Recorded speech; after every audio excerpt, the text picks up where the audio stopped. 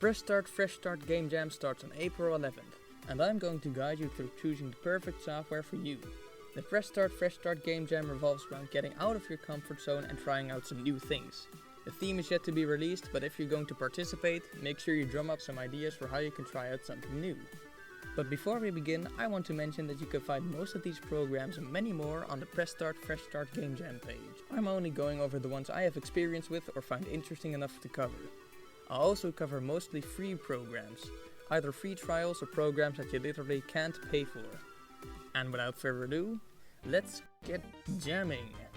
Let's begin with the obvious. What game engine should you use? Well, there's a ton of options out there, ranging from powerful professional engines like Unreal Engine, all the way to literally writing the entire thing in just Python.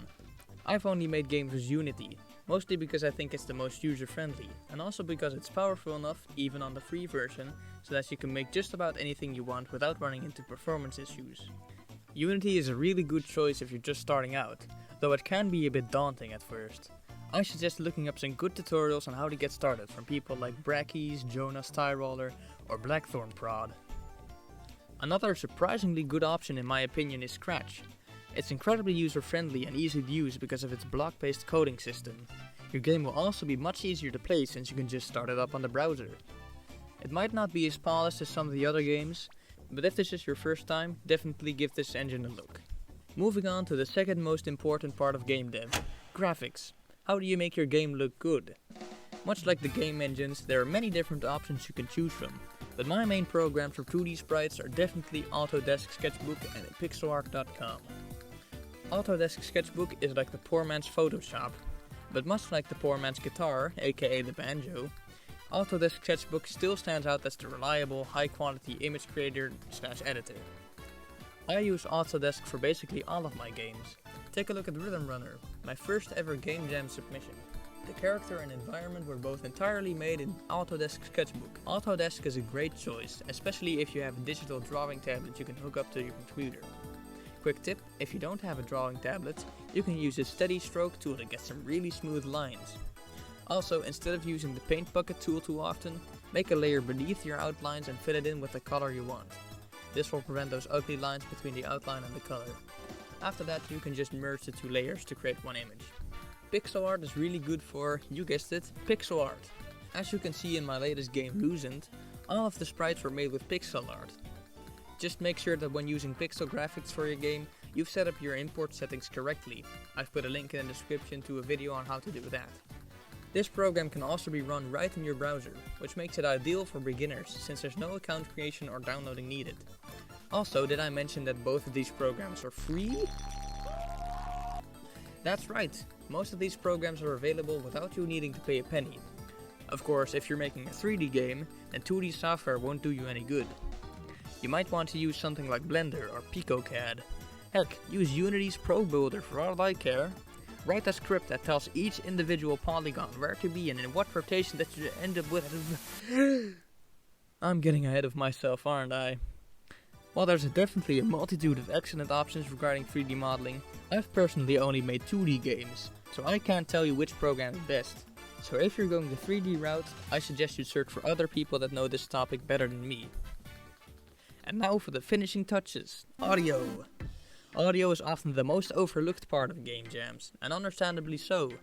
Why waste your time making 100 sound effects when you can just add more features? But trust me, you could have a beautifully crafted game with perfectly balanced mechanics and a compelling storyline, only to have it ruined because it sounds like this.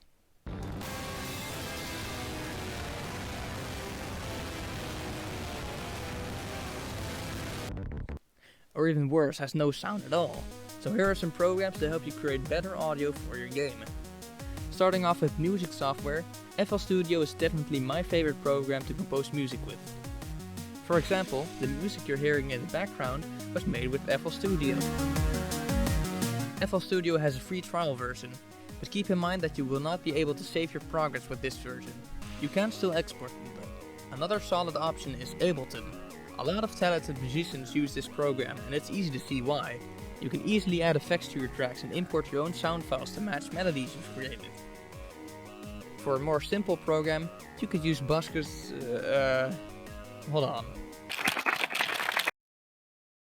Basketball. Okay, so apparently it's pronounced Boskatjol. But yeah, this program is much more user-friendly. Just plays the noise when you want them to play and at what pitch. Definitely good enough if you're not that savvy with music. Of course, you can always ask someone else if they want to make some music for your game. Just be sure to be polite and respect their time. Also give enough credit so that it's obvious that someone else made the music. For sound effects, I like to just scour the internet and grab whatever I can find on YouTube. But if you want, you can download a program like Audacity to easily edit and create new sound effects. Audacity is a similar phenomenon to FL Studio, where it's an incredibly powerful editing software, but it takes a while to get used to. And just like FL Studio, there are tons of different tutorials out there to help you get started with making sounds. A good tip that many other developers will also give you is to keep a box of random objects to make cool sounds around.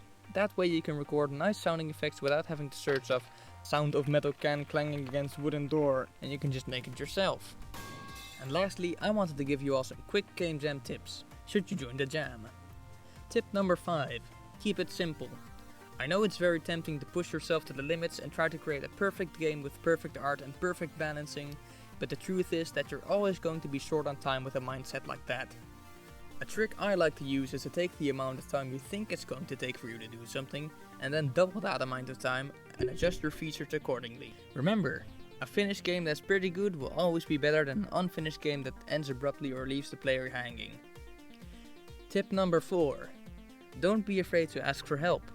If you're stuck with some bug that just won't go away, there's plenty of people on the internet willing to help you out. Take the Creators Campfire Discord for example.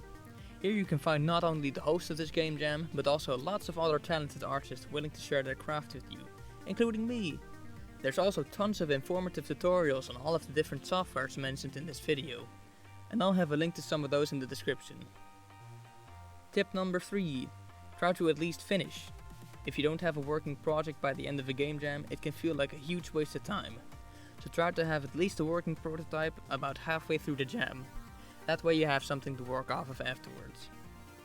Tip number 2. Make mistakes. It seems strange, right? Why make mistakes when you can just do everything right? Well, it turns out that you often learn the most by encountering problems and then working around them. This isn't really a tip as much as it is a lesson. Just keep in mind that the mistakes you make shape the things that you will learn. Now for my most important tip, tip number 1. Have fun. I know, it's cheesy, but trust me. Game jams aren't made for fierce competition and endless nights of programming. They're supposed to help you develop new skills and quote-unquote force you to finish something within a chosen time frame. So remember to take breaks, hang out with other people in the game jam, and spread your creative mind in new and innovative ways. Because at the end of the day, we all need a little fresh start.